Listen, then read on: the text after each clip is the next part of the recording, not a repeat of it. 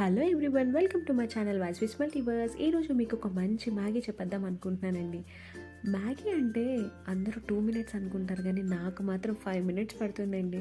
కానీ ఒక మంచి మ్యాగీ తినాలంటే కొంచెం వెయిట్ చేయాలి కదా, ఏమంటారు?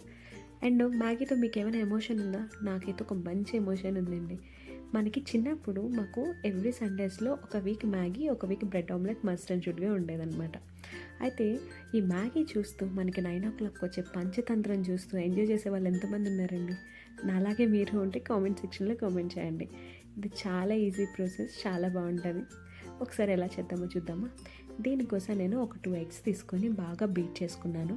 ఒక కడాయిలో ఒక టేబుల్ స్పూన్ ఆయిల్ వేసుకొని ఇది బాగా హీట్ ఎక్కిన తర్వాత మనం ఆల్రెడీ బీట్ చేసుకున్న ఎగ్ ఉంది కదండి, అది అందులో వేసుకొని మనం ఆమ్లెట్లా ఫస్ట్ వేసి తర్వాత స్క్రాంబుల్డ్ ఎగ్ లాగా చేసుకొని బాగా వేగిపోయిన తర్వాత తీసి పక్కన పెట్టుకోవాలి.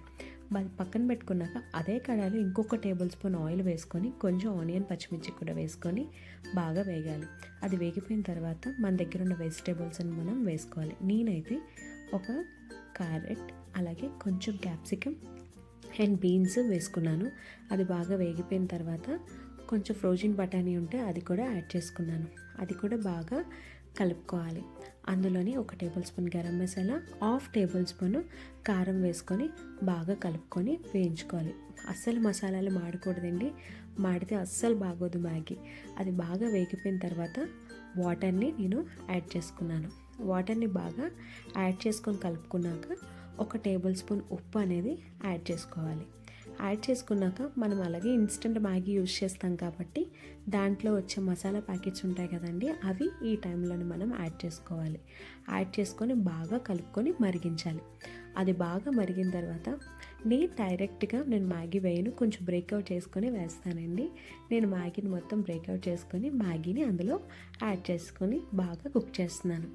బాగా కుక్ అయ్యి బాగా కలిసిపోయిన తర్వాత ఆల్రెడీ మనం స్క్రాంబుల్డ్ ఎగ్ పక్కన పెట్టుకున్నాం కదా, అది ఇప్పుడు ఈ మ్యాగీలోని వేసుకొని బాగా కలుపుకొని ఇంకొంచెం సేపు కుక్ చేసుకోండి. అప్పుడు మన మ్యాగీ మనకి చాలా బాగా వస్తుంది.